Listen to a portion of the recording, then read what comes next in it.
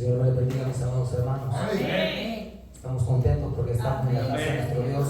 Y siempre lo veo estar en la casa de Dios. Amén, amén. Gloria a Dios. Un salmista escribe en uno de sus salmos, dice que es mejor estar un día en la casa de Dios que 1000 fuera de él. Es mejor estar un día en los atrios de la casa de Dios que 1000 fuera de ellos. Y David, cuando oraba a Dios, decía: una cosa he pedido a Jehová, o una cosa he demandado a Jehová y la vengo buscando. Aleluya. Ir a la casa de Jehová todos los días de mi vida para contemplar la hermosura de Jehová y para inquirir en su templo. Amén. Estamos bendecidos por estar en la casa de nuestro Dios. A Él sea la gloria, a Él sea el honor. Un saludo a todos los hermanos, los amigos que puedan estar ahí conectados al canal y puedan escuchar un mensaje de Dios para sus vidas. Busquemos en nuestras Biblias, mis amados hermanos, el primer libro de la Biblia, Génesis. Vamos a estar dando lectura ahí a un par de versículos en forma inicial. Génesis capítulo 1, vamos a estar leyendo el versículo 26 y el versículo 27. Aleluya. Aún vamos a estar leyendo el 28. Gloria sea al Señor. Cuando lo encuentre, me lo confirma con amén. Amén. Amén. Gloria a Dios. Entonces, lo vamos a leer juntos, como está escrito, dice la palabra de nuestro Dios, a partir del 26. Entonces dijo Dios: hagamos al hombre a nuestra imagen, conforme a nuestra semejanza, y señoree en los peces del mar, en las aves de los cielos, en las bestias, en toda la tierra, y en todo animal que se arrastra sobre la tierra. Y creó Dios al hombre a su imagen, a imagen de Dios lo creó, varón y hembra los creó. Y los bendijo Dios y les dijo: fructificad y multiplicaos, llenad la tierra y sojuzgadla, y señoread en los peces del mar, en las aves de los cielos, y en todas las bestias que se mueven sobre la tierra. Esta es palabra de Dios. Vamos a orar. Señor Jesús, en esta hora, Señor, me consagro para poder entregar el mensaje de su palabra. En esta hora, Señor, quiero, Señor, enfocarme, Señor, en su palabra, que sea su palabra y su Santo Espíritu, Señor, ministrando nuestras vidas. Estamos, Señor, necesitados de su bendición, necesitados. Así como dice el salmista: mi alma tiene sed de Dios. Tenemos sed, Señor, de su palabra. Tenemos hambre de su palabra. Queremos ser alimentados por su palabra. En esta hora, Señor, yo reprendo toda obra de la tiniebla en contra de nuestra vida. Ato toda obra de resistencia. Ato toda obra de la oscuridad. Le ordeno salir fuera en el nombre de Jesús. Ato toda obra del príncipe de la potestad del aire y ordeno salir fuera. Ato toda obra de principados, potestades, dominadores, huestes espirituales de matar y les ordeno salir fuera. Ato, reprendo el ritual, el trabajo del sacerdocio satánico, de la celebración satánica, y les puso fuera. Desato liberación, desato restauración, renovación espiritual para las vidas.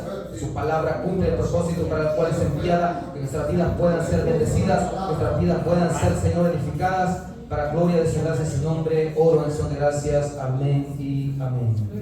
Se puede sentar si es tan amable. En esta oportunidad, mis amados hermanos, tengo un tema que ya lo venimos abordando, aunque de una manera diferente, pero ahora me quiero enfocar ya de una forma bien específica, como más enfocado, más específico. Y es la santificación, renovación a la imagen de Dios. Prácticamente es el mismo tema que venimos abordando de aplicación de los medios divinos para la santificación completa. Aleluya. O la importancia de la santidad para la venida de nuestro Señor Jesucristo. ¿Cuántos esperan la venida del Señor Jesucristo? Esperamos la venida del Señor Jesucristo, y dice la palabra de Dios que todo aquel que espera esa venida ¿qué está haciendo? Todo aquel que espera la venida del Señor se está preparando.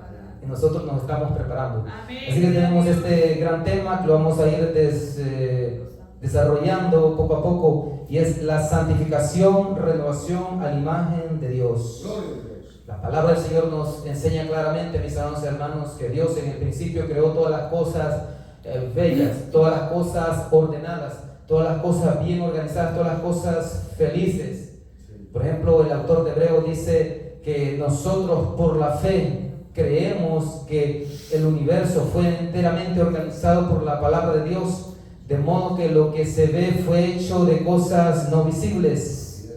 Es decir, que Dios con su palabra inspirada, con su palabra hablada, que en el griego se traduce, según lo original griego, es la palabra rema. Con esa palabra Dios hizo todo lo que existe. Es para diferenciar la palabra logos, la que es la escrita, la que tenemos aquí en esta Biblia. Y que también se refiere a logos de Dios, refiriéndose a Jesucristo. Cuando dice que en el principio era el verbo y el verbo era con Dios y el verbo era Dios. Ahí en el Evangelio de Juan. Entonces, mis amados hermanos, la palabra del Señor nos enseña que Dios, todo lo que Él planificó, todo lo planificó, lo organizó de una manera pero tan cuidadosa, de que hizo todas las cosas en un orden, hasta completar la creación magna, es decir, la creación más grande, la corona de la creación de Dios, que es el ser humano. Nosotros fuimos creados a la imagen de Dios, dice esta palabra, y nosotros así lo creemos por fe y así lo recibimos. Por esa razón es que hemos recibido el Evangelio del Señor Jesucristo. Eso es algo muy fundamental. Entonces, pero también enseña cosas que sucedieron allí en ese Edén, que en esa palabra que se traduce del original hebreo a nuestro lenguaje español o castellano, se puede traducir como delicia, porque era un huerto, un lugar, un paraíso donde todo era felicidad. Ahí no había dolor, ahí no había lágrima, como el mismo Señor Jesús dice ahí en Apocalipsis, que todas las cosas, dice que Él las hace nuevas. Y aquí dice, ya hablando de que está realizado todo en el cielo, dice, aquí ya no habrá más llanto, ni clamor, ni dolor, porque las primeras cosas pasaron, aquí yo hago nuevas todas las cosas. Entonces, el Señor Jesucristo, pues, Él nos ha prometido grandes promesas y desde ya las estamos disfrutando. Eso es lo interesante. Entonces, enseña la palabra de Dios que el hombre fue puesto a prueba en el amor recíproco a Dios. Siempre quiero resaltar este tema porque es un tema que es mal comprendido aún por los eruditos más versados e ilustres que han existido y que todavía existen por ahí. Hay muchos, ¿verdad?, que tienen sus tratados de teología. Son muy respetados, muy reconocidos. Algunos han escrito pues, libros de teología sistemática. Algunos han escrito y han comentado Biblias y tienen Biblias de estudio. Biblias así con comentarios, ahí tienen, bueno, son muy conocidos, muy reconocidos, y algunos de ellos son maestros o doctores, otros son PhD y otros son PhD, que es lo máximo, según pues, la máxima eminencia en la cuestión de educación formal. Nosotros, como tenemos la educación del Espíritu Santo, tenemos esa bendición de comprender la palabra de Dios. Hay algo que Dios da a nosotros y son dones. Él dispensa dones, nos dota de dones para que le podamos servir a Él, ¿verdad? Con bendición, con libertad, y para la gloria de su gracia y su nombre. Y un don maravilloso que el Espíritu Santo da, y que, bueno, una vez a mí me lo recordó, me lo recalcó, más bien dicho, es el discernimiento espiritual. El discernimiento espiritual es un don de revelación en las categorías, algunos saben. Y ese don es muy importante, más aún en este tiempo donde dice la palabra del Señor que el engaño iba a aumentar. Y que dice el mismo Señor Jesucristo en su discurso profético escatológico, que dice que iba a aumentar tanto la maldad y el engaño que hasta iba a poner en peligro a los que somos escogidos.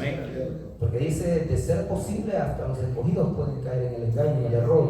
Entonces, por esa razón es necesario tener discernimiento espiritual. Y eso viene de Dios, es un don de Dios. Hay que poner al servicio de Dios. Entonces, estamos ahí bendecidos, mis hermanos y hermanas. Entonces, el hombre falló en la prueba de amor recíproco a Dios, cuando Dios le puso una prueba de obediencia. Ese es lo que Dios quiere de nosotros, una obediencia. Pero no una obediencia forzada o impuesta, sino una obediencia voluntaria, una obediencia que sea, como algunos dicen, que sea de corazón.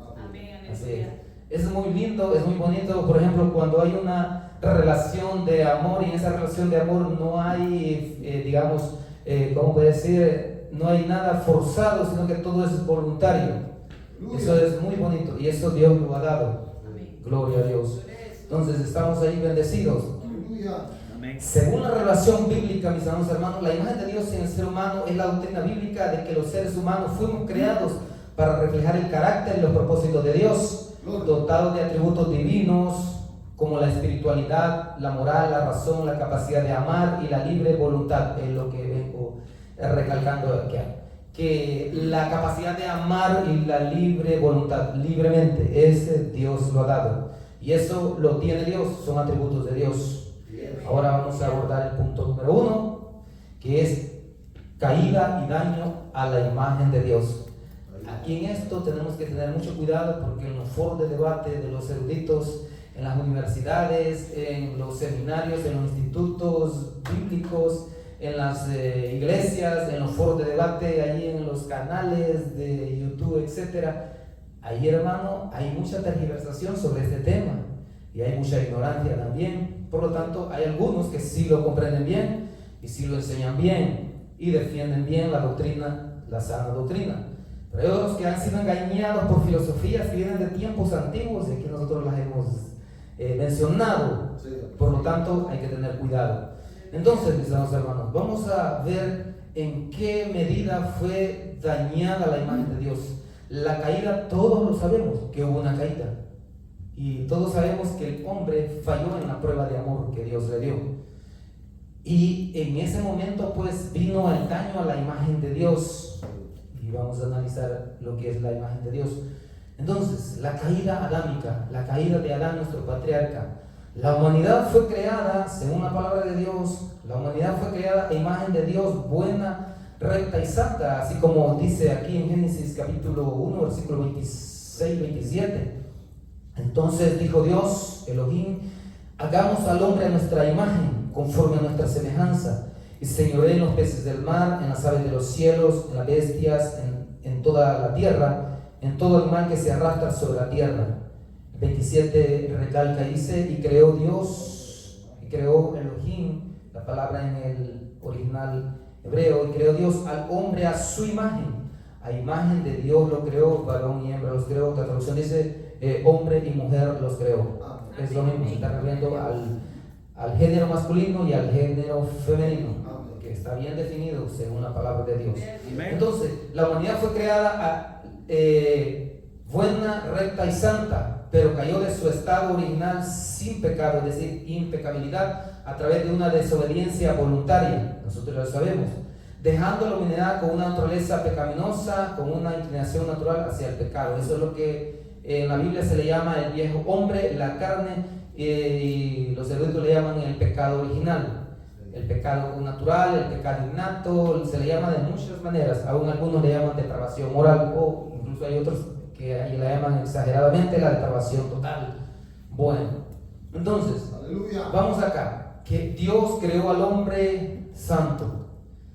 Y en ese nivel de santidad Dios se relacionaba de manera muy pero muy cercana a él, al ser humano, de tal manera que podían tener una comunión muy pero muy cercana a él, y el hombre podía adorar a Dios, el hombre podía platicar con Dios, y todo era armonioso, todo era muy bello, todo era muy ordenado.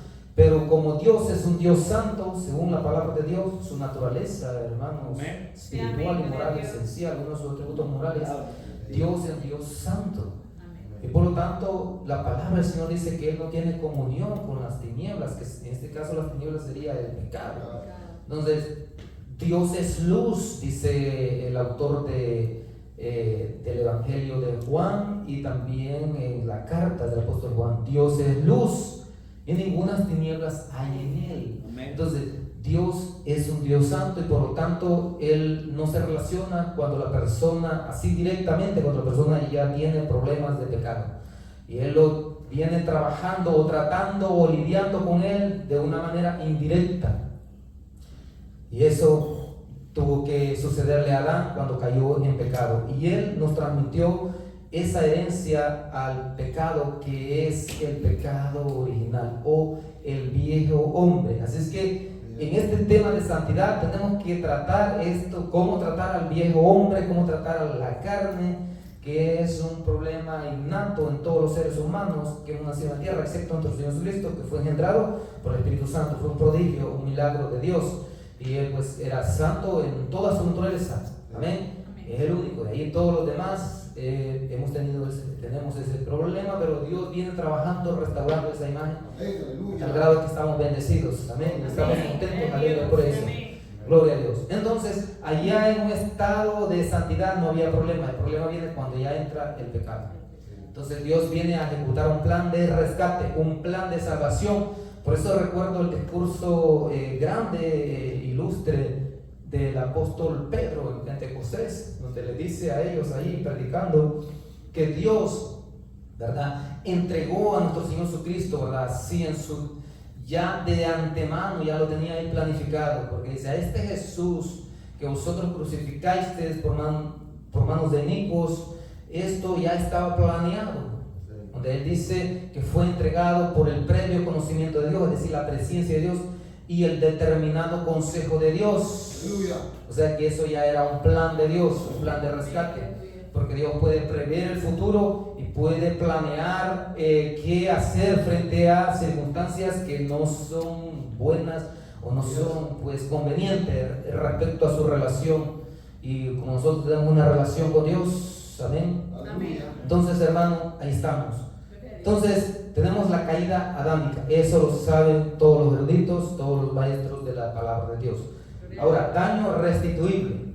La Biblia, hermano, no enseña que la entrada del pecado al mundo destruyó la imagen de Dios en el ser humano. Quiero recalcar este punto porque este punto es lo que enseñan los calvinistas. Aleluya. Y ellos hablan que el hombre no tiene albedrío libre para dar respuesta a Dios. Y por lo tanto, Dios tiene que forzarlos a ellos, tiene que imponerles la gracia, forzar sus voluntades para poder acercarlos a Él, restaurarlos y, bueno, salvarlos. Pero esa doctrina no es bíblica. Y nosotros ya la hemos abordado en diferentes puntos, en diferentes momentos, en diferentes tópicos. Esa doctrina no es bíblica, es una doctrina antibíblica. Podría yo catalogar así de manera tajante, es una doctrina diabólica, satánica y demoníaca, que puede llevar a la condenación a las almas que enseñan y creen eso. Esa doctrina la enseñaron los maniqueos gnósticos en el tiempo de Agustín y de Pelagio, allá por los primeros siglos de la era cristiana. Y la heredaron, esa la tomó Agustín y la escribió en libros, y esa se la creyó Juan Calvino, y Juan Calvino se la enseñó a todos sus discípulos. De tal manera que ellos enseñan esa falacia. Y ellos, la base de toda su doctrina es la depravación total, la corrupción total de la imagen de Dios, y en una forma no extensiva, sino en una forma intensiva, es decir, que todo está anulado según ellos, pero eso no lo enseña la Biblia. ¿Y cómo lo podemos comprobar? Bien fácil, Génesis capítulo 6, versículo 6. Vamos ahí a Génesis capítulo 6, versículo 6, hay una forma donde Dios ya está tratando con el ser humano y ya ha traído un gran juicio a la tierra, que nosotros conocemos como el juicio del gran diluvio o la gran inundación de las aguas, un diluvio universal. Dios está hablando con Noé y con sus hijos.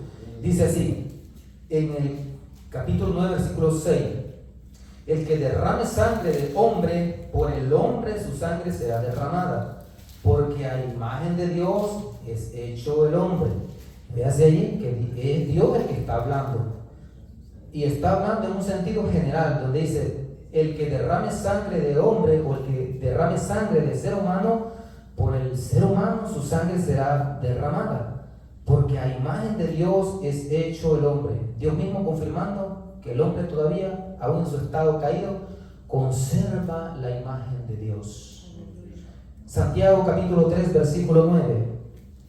Santiago capítulo 3, versículo 9 nos dice algo también muy importante, y hablando de los hombres en un sentido genérico, es decir, en un sentido universal, refiriéndose a todos. Dice algo muy, pero muy importante, así es. Santiago capítulo 3, versículo 9. Dice algo muy importante ahí. ¿Qué dice aquí, hermanito, hermanita? ¿Lo encontró? Santiago capítulo 3, versículo 9. ¿Qué dice? Con ella bendecimos al Dios y Padre, y con ella maldecimos a los hombres que están hechos a la semejanza de Dios. Amén. Está hablando de la lengua, cuando no se puede controlar. Dice Santiago, era un pastor en la iglesia de Jerusalén. Con ella bendecimos a nuestro Señor y Padre, y con ella maldecimos a los hombres, hablando en un sentido general, a los seres humanos, que están hechos a semejanza de Dios. ¿Se da cuenta? Entonces, hermano, Dios mismo pues ha dejado bien claro en su palabra que el hombre, aún en su estado de depravación, en su estado caído, sigue conservando la imagen de Dios. Una oportunidad dice la ilustración como una moneda. Esa moneda, ¿verdad?, tiene una imagen. Esa moneda está abollada, pero sigue teniendo, ¿verdad?, sigue siendo una moneda que tiene una imagen ahí. Entonces, eso es, está abollada, pero no está anulada. En cambio, el ser humano, aún en su estado caído, todavía sigue siendo un portador de la imagen de Dios. Por lo tanto, en una entrega que hacíamos anteriormente, recalcaba de que por eso que el hombre conserva todavía con una pequeña luz, con una pequeña figura, una pequeña imagen que todavía conserva en su ser de la imagen de Dios. Dios esa imagen la potencia con su gracia preveniente o su gracia capacitante, que es la gracia del Espíritu Santo que llega a todos los hombres desde tiempos antiguos. Dios viene tratando con el ser humano. Entonces, por eso el hombre todavía es sensible a la gracia y el llamado de Dios.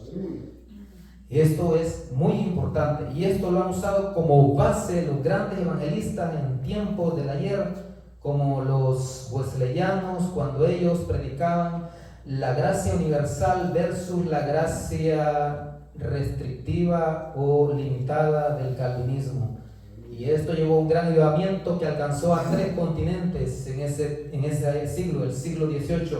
Abarcó Europa, abarcó América y abarcó a África, trayendo Dios en simultáneo y de manera secuencial otros avivamientos grandes.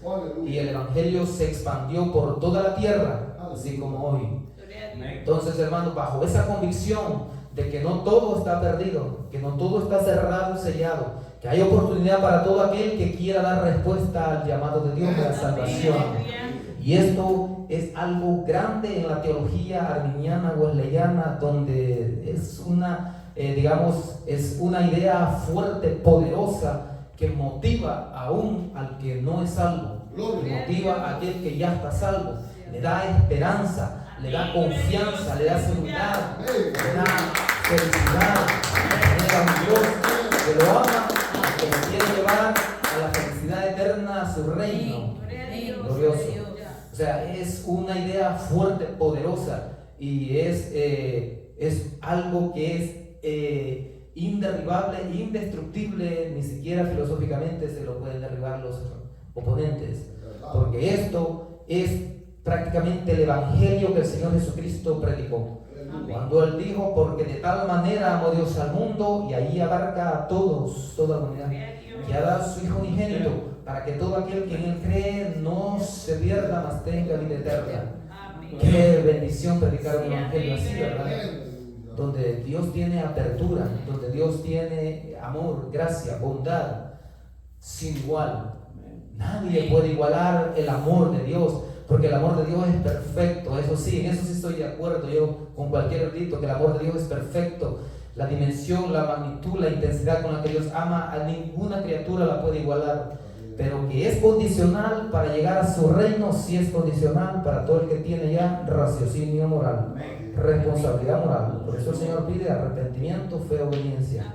En principio, progreso y fin. Por eso el Señor Jesús dijo, mas el que persevera hasta el fin, este será salvo. Y allá en Apocalipsis recalca Él todo eso, donde Él dice, el que venza heredará todas las cosas, y yo seré su Dios, y Él será mi hijo.